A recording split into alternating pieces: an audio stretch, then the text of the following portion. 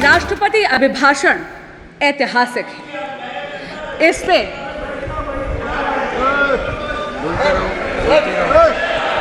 ये अभिभाषण ऐतिहासिक है और ये ऐतिहासिक इसलिए है अध्यक्ष जी क्योंकि इसमें एक दशक के मोदी सरकार की अद्वितीय कार्यों का चित्रण ही नहीं बल्कि आने वाले स्वर्णिम काल यानी विकसित भारत के संकल्प का उद्घोष भी है। मोदी जी की जन कल्याणकारी योजनाओं का असर और उनके विकसित भारत के विजन के जो जनता का अगाध विश्वास था उसी के कारण से अध्यक्ष जी एनडीए को तीसरी बार जनता ने पूर्ण बहुमत का जनादेश दिया। महामहिम राष्ट्रपति जी ने अपने अभिभाषण के पैराग्राफ 3 में जो कहा है आपके माध्यम से समक्ष के पूरे सदन के समक्ष पुनः दोहराना चाहूंगी। 2024 का चुनाव नीति, नियत, निष्ठा और निर्णयों पर विश्वास का चुनाव रहा है। मजबूत और निर्णायक सरकार में विश्वास, सुशासन, स्थिरता और निरंतरता में विश्वास, ईमानदारी और कड़ी मेहनत में विश्वास, सुरक्षा और समृद्धि में विश्वास, सरकार की गारंटी और डिलीवरी पर विश्वास, विकसित भारत के संकल्प में विश्वास। मेरी सरकार ने 10 वर्षों में सेवा और सुशासन का जो मिशन चलाया है ये उस पर मोहर है। अध्यक्ष जी, एक दशक में ये पहली बार ऐसी सरकार भारत में आई है जिसकी कथनी और करनी में अंतर नहीं है। जो कहा वो किया। धारा 370 हटाई, जो कहा वो किया। भव्य राम मंदिर का निर्माण किया, जो कहा वो किया।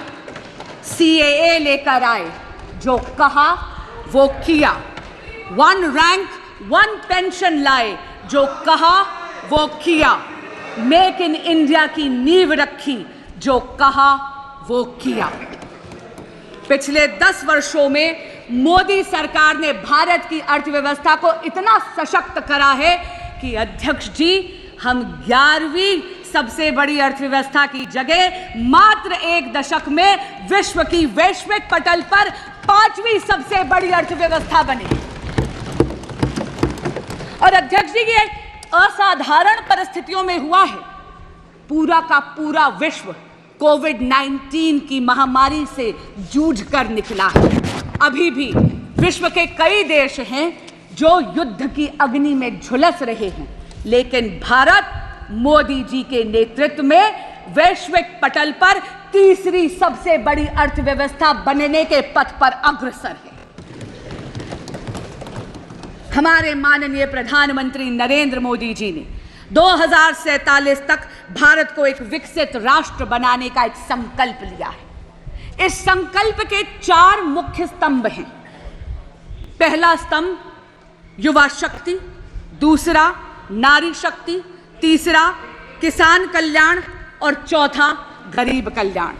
अध्यक्ष जी, यदि आप युवा शक्ति की बात करते हैं तो किसी भी प्रकार का अवसर यदि आप भारत की युवा शक्ति के समक्ष प्रस्तुत करते हैं तो उस अवसर का लाभ लेने के लिए युवा शक्ति चूकती नहीं है। शिक्षा के पर्याप्त अवसर हुए, इसके लिए मोदी सरकार ने 1 दशक में 7 नए IITs, 16 नए IIITs, 7 नए IIMs, 15 AIIMS hospitals, 315 medical colleges और 390 नए विश्वविद्यालय स्थापित करे हैं। स्टैंड अप इंडिया और स्टार्टअप इंडिया की अगर हम बात करें तो इन 2 योजनाओं के कारण अध्यक्ष जी देश का युवा जॉब सीकर की जगह जॉब क्रिएटर बना है। इस जॉब क्रिएशन से वेल्थ क्रिएशन की तरफ वो अग्रसर है।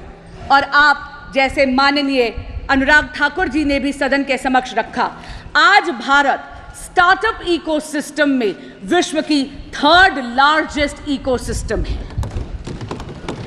अध्यक्ष जी, मुद्रा योजना में स्वरोजगार के लिए आप ये देखिए 46 करोड़ युवाओं ने 26 लाख करोड़ रुपए का ऋण आसानी से लिया है।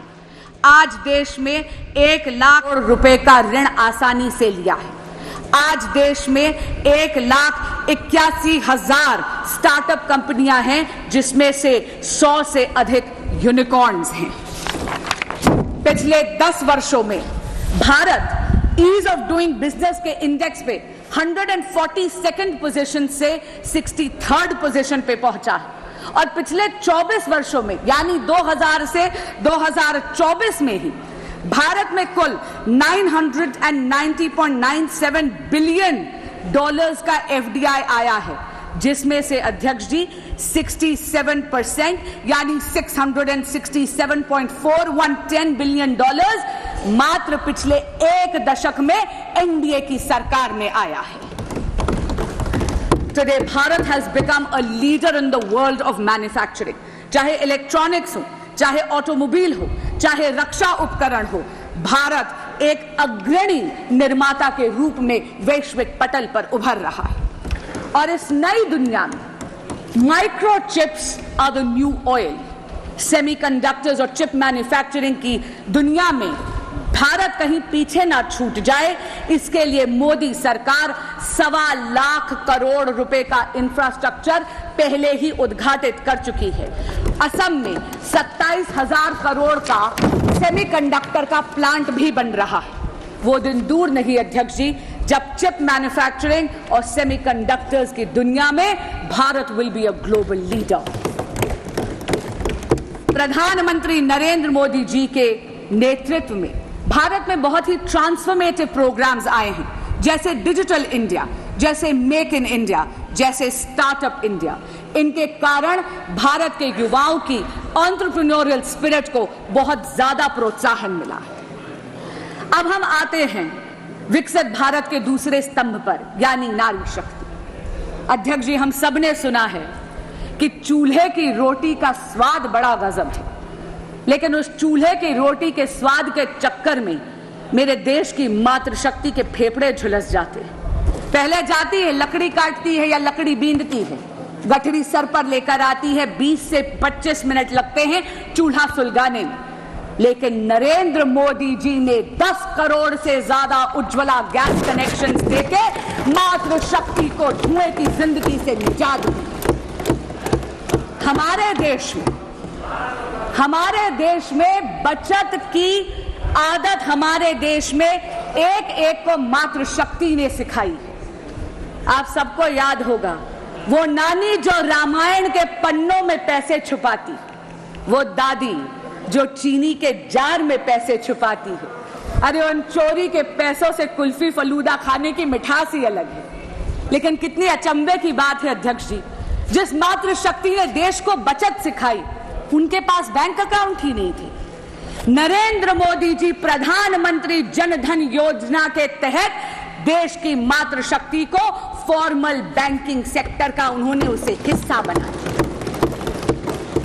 अध्यक्ष जी, 50 करोड़ से अधिक बैंक के खाते खुले प्रधानमंत्री जन धन योजना में, जिसमें से 56% महिलाओं के खाते थे। हमारे यशस्वी प्रधानमंत्री नरेंद्र मोदी जी ने यह भी सुनिश्चित करा कि महिलाओं के स्वरोजगार के लिए उनके पास आर्थिक सपोर्ट यानी फाइनेंशियल सपोर्ट की उपलब्धता हो। प्रधानमंत्री मुद्रा योजना के तहत कुल ऋण जो सैंक्शन हुए हैं, उसमें से 69% महिलाओं के लिए सैंक्शन हुए। इसी तरह स्टैंड अप इंडिया के तहत अध्यक्ष जी 84% ऋण महिलाओं के लिए सैंक्शन हुए। एनडीए सरकार ने 1 करोड़ लखपति दीदी का जो टारगेट रखा था सेल्फ हेल्प ग्रुप मूवमेंट के माध्यम से, वो तो पहले ही लक्ष्य प्राप्ति हो गई है। इसलिए मोदी सरकार ने अब ये लक्ष्य बढ़ाकर 3 करोड़ महिलाओं को लखपति दीदी बनाने का रखा। अध्यक्ष जी, महिलाओं को सशक्त बनाने के उद्देश्य से प्रधानमंत्री जी लाए हैं नमो ड्रोन दीदी। मेरे देश की बहन बेटियां अब ड्रोन पायलट बनेंगी। न केवल इससे कृषि कार्य में आधुनिक तकनीक का इस्तेमाल होगा, लेकिन आप ये देखिए समाज की सोच में भी अंतर पड़ेगा। It is going to not only leverage technology for modernisation of agrarian economy of India, but also will ensure a tectonic shift in the psychology of the society. Namo drone Didi Viksit Bharat के दो पहलुओं को छूती है, कृषि कल्याण और महिला शक्ति। महिलाओं का लेकिन वास्तविक और असली सशक्तिकरण तब होता है जब वो नीति निर्माण में हिस्सा बनती है। अध्यक्ष जी, यहां पे कई सदस्य हैं, यहां पे आदरणीय हरसिमरत कौर जी भी बैठी हैं, वो तो स्वयं इस बात की साक्षी हैं कि 16वीं लोकसभा में तब की माननीय विदेश मंत्री श्रीमती सुषमा स्वराज ने राष्ट्रपति अभिभाषण के धन्यवाद प्रस्ताव के अनुमोदन के वक्त एक इच्छा प्रकट करी थी 33% महिला आरक्षण के लिए, ताकि महिलाओं का राजनीतिक सशक्तिकरण हो सके। अध्यक्ष जी, मेरा मन प्रफुल्लित हो उठता है ये कहते हुए कि प्रधानमंत्री नरेंद्र मोदी जी और उनकी सरकार ने 17वीं लोकसभा में ही ये स्वप्न हकीकत में तब्दील कर दिया। अध्यक्ष जी, 18वीं लोकसभा में सुषमा स्वराज की दी हुई ये आंखें नारी शक्ति वंदन अधिनियम को लागू होते इस सदन में देखेंगी और इस ऐतिहासिक पल की साक्षी बनेंगी। विकसित भारत का अगला स्तंभ है किसान कल्याण। अध्यक्ष जी, एनडीए सरकार के लिए अन्नदाता देवतुल्य है और इसीलिए एनडीए सरकार ने इन देवतुल्य किसानों के लिए 3,20,000 करोड़ रुपए पीएम किसान सम्मान निधि के तहत पहले ही वितरित कर दी है। नई सरकार जैसे ही आई, पहला सबसे बड़ा निर्णय हमारे यशस्वी प्रधानमंत्री श्री नरेंद्र मोदी जी ने लिया, 9.26 करोड़ किसानों को 20,000 करोड़ रुपए ट्रांसफर करने का। एनडीए सरकार ने किसानों की आय बढ़ाने के लिए एमएसपी में रिकॉर्ड बढ़ोतरी करी है। और तो बांसुरी स्वराज लोकसभा में बोल रही हैं और राष्ट्रपति के भाषण पर धन्यवाद प्रस्ताव जो अनुराग ठाकुर ने रखा है उसके समर्थन में बोल रही हैं।